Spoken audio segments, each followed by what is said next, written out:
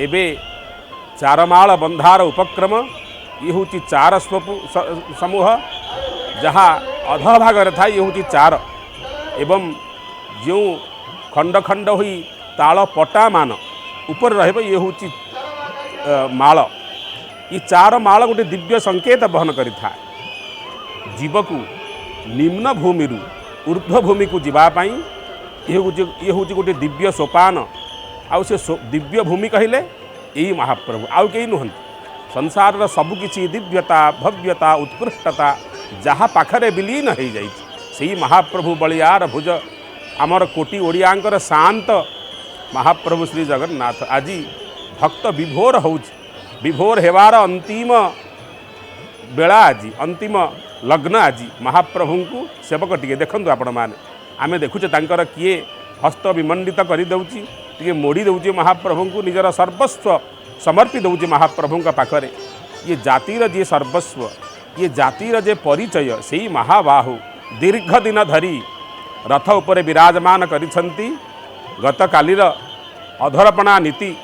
जो नीतिठू बड़ी आउ श्रेष्ठ नीति नाही केवल मानव मानकर ये देवता नुहंती ये होउछंती सेई अकाट्य ब्रह्म अद्वैत ब्रह्म जी प्रत्यक्षरे बा परोक्षरे समस्तंक पाई निजर कृपा वितरण करिथांती सेई महाबाहुंक उद्देश्य आज भक्त समूह माँ माने इठी बयसर निघा नाही इठी कालर मध्य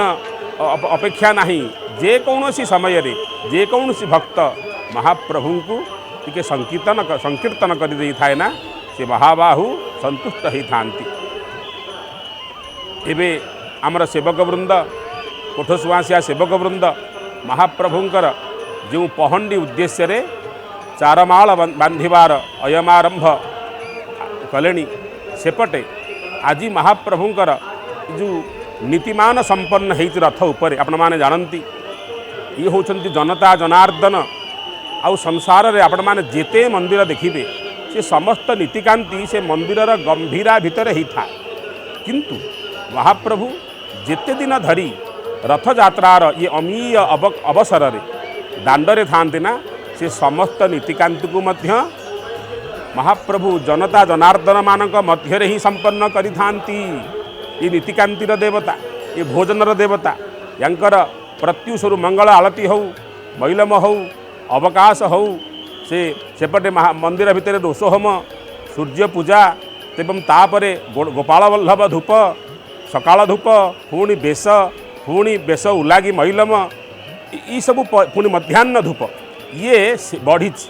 मध्याह्न धूप परे ये समस्त नीतिकांति मान महाप्रभुंकर यही रथ उपरे ही संपन्न होती केवल गोटे व्यतिक्रम महाप्रभु रथ उपरे शंखुड़ी भोग को अर्पण करा न था केवल सुखिली भोग जहाँ गोपाल वल्लभ धूपरे ग्रहण करिथांती सेही सुखिली भोग को पूजा पंडा सेवक इठी सकाल धूपरे आउ मध्याह्न धूपरे मध्य जो विधि रे जो पंच विधि रे षड विधि रे छटी विधि रे आमर महाप्रभुंकर नैवेद्य समर्पित होता है रत्न सिंहासन उपरे छटी विधि रहिला महाप्रभु को नैवेद्य समर्पण जो छटी विधि द्वारा इठी नैवेद्य अन्नत्व को लोप करा जाई ब्रह्मत्व आरोप करा जाए तेणु अन्नत्व लोप होइथिबा हेतु एवं अन्नत्व रे ब्रह्मत्व आरोप होइथिबा हेतु महाप्रभु एठी ही भोजन करिथांती शास्त्र प्रमाण देले भुंक्ते त्वत्रैव भगवन् पश्यत्यन्यत्र चक्षुषा महाप्रभुंकर चारिधाम मध्यरु आपण माने शुणी आह्लादित हेबे यही परम पावन भूस्वर्गरे यही परम पावन क्षेत्र रे ही महाप्रभु भोजन को अंगीकार करिथांती ये होची भोजनर क्षेत्र तेणु महाप्रभुंकर दिव्य व्यंजन दिव्य महाप्रसाद जो महाप्रसाद सारा संसार रे महाभाव को प्रकटन करिथाए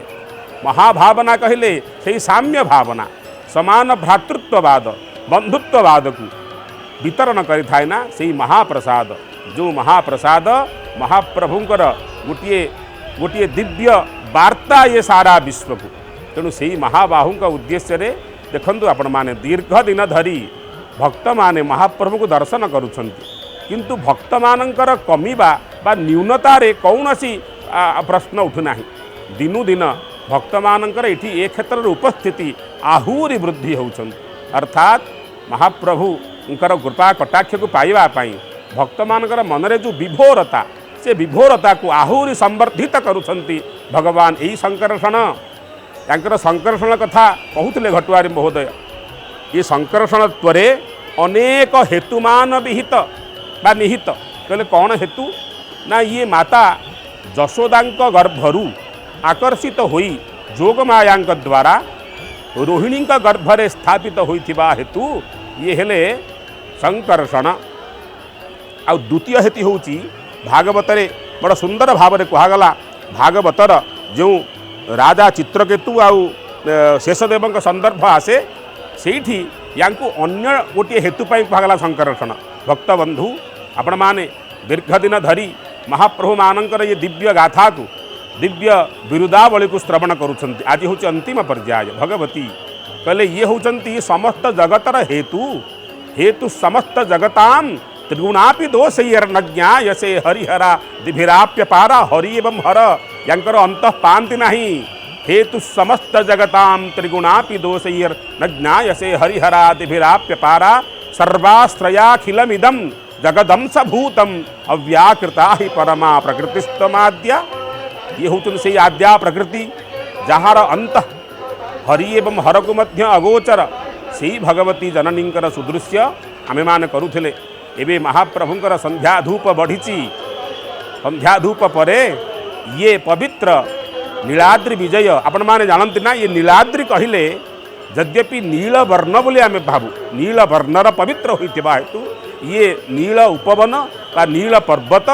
तेणु ये नील लोहित बपुरधारी आज नीलाद्रि को विजय करेंगे किंतु तन्मध्य जो तत्व सन्निहित आपण मैंने आश्चर्याभिभूत हेबे कहले कौन ये नील नील शब्दर अर्थ कौन ये नील प्रकृति ना आउ कौन रही भक्तबंधु आपण मैंने जानी आश्चर्यचकित हेबे नीलाचल कहले गोटे सुंदर तत्व पुराण मानक मध्य जे सर्वश्रेष्ठ बा सर्व आद्य पुराण ब्रह्म पुराण से व्यक्त करते कहले कौन नीलाचल बा नीलाद्रिर अर्थ ना अद्रि कहले पर्वत किंतु नील कहले केवल नीलवर्ण नुह केवल नीलवर्णर ये वृक्षराजर समाहार नुह कहले कौन ना जोठी जो क्षेत्र रे भक्त माने विकार शून्य होई थांती विकार शून्यता कौन ना आपण माने जानी छंती आमे माने जेते ये क्षेत्र रे अच्छे ये पृथ्वी रे ये धरा रे अच्छे ना आमे माने समस्ते की निर्जीव बा की सजीव की चैतन्य बा कि अचैतन्य आमे माने समस्ते छटी भाव विकार द्वारा आबद्ध तेणु आमको कह जाए सद्भाव विकारग्रस्त कहले कौन छटा भाव विकार ना आम मानकर उत्पत्ति होता है स्थिति होता है जायते अस्ति पुणी गोटे आम मैंने गोटे समय गोटे अवस्थारू आ गोटे अवस्था को जाई जायते अस्ति वर्धते तापर कहले कौन ना विपरिणामते आमे आमर परिवर्तन होता है आमे दीर्घ 10 वर्ष पूर्व जो देखा जाऊँ जेभली आमे थिलु ताहा एबे नाहु ताहा आमर परिवर्तन घटी ये हूँ परिवर्तन हवा जायते अस्ति वर्धते विपरिणामते एवं तापरे क्रमशः क्रमशः आम क्षीण होता है आमर अवक्षीयते और अंततगत्वा विनश्यति ये हूँ 6टी भाव विकार ये 6टी भाव विकार को शास्त्रकर्ता माने बड़ा सुंदर भाव में आमर सांसारिक भोग लालसा को आहुरी दमन करने शास्त्र मानक लिखिं आमे निजक भाव आमे हूँ राजा आमे हूँ सम्राट किंतु ये 6टी भाव विकार आमको मन पकईदेव आमर स्थितिटा केउठी तेणु से मर्म को आम मैंने सद्भाव विकारग्रस्त होता हेतु ये पवित्र पावन नीलाचल क्षेत्र नील ना ये नील कहले केवल नीलवर्ण नुह कहले कौन ना जो परम पावन भूक्षेत्र भूस्वर्ग को प्राणी बा जीव विकार शून्य हो जाए निर्विकारे लयम जानती विकार शून्यता नील कहले कौन जो विकार शून्यता होता है अर्थात आम सर्वभाव विकारग्रस्त होई करी मध्य जो परम पावन परम आह्लादमय परम वैचित्र्यमय स्थान को देखीदेला तांकर स्वरूप तांकर जो पवित्र पावन मोह मोहित करुवा स्वरूप को देखीदेला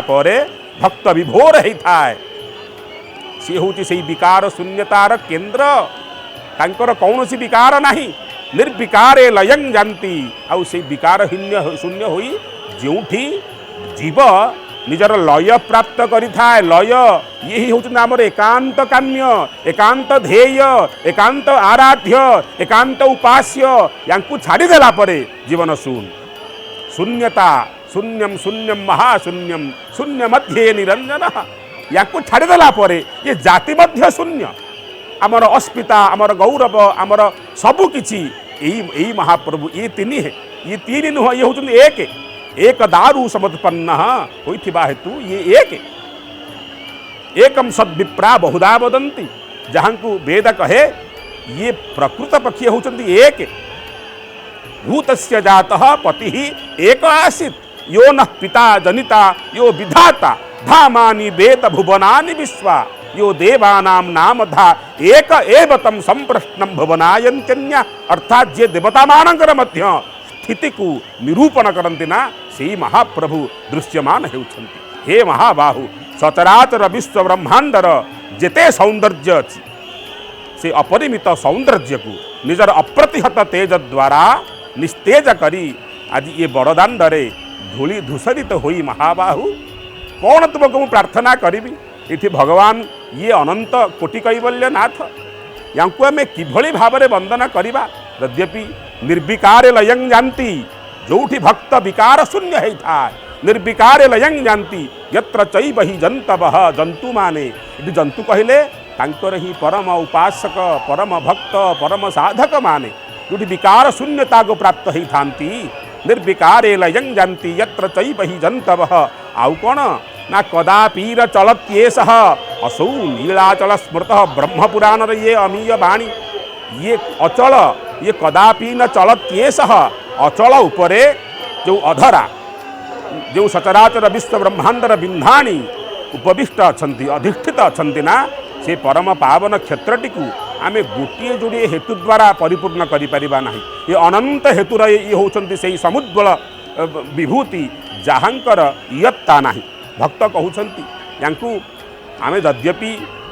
सुनावेश दिन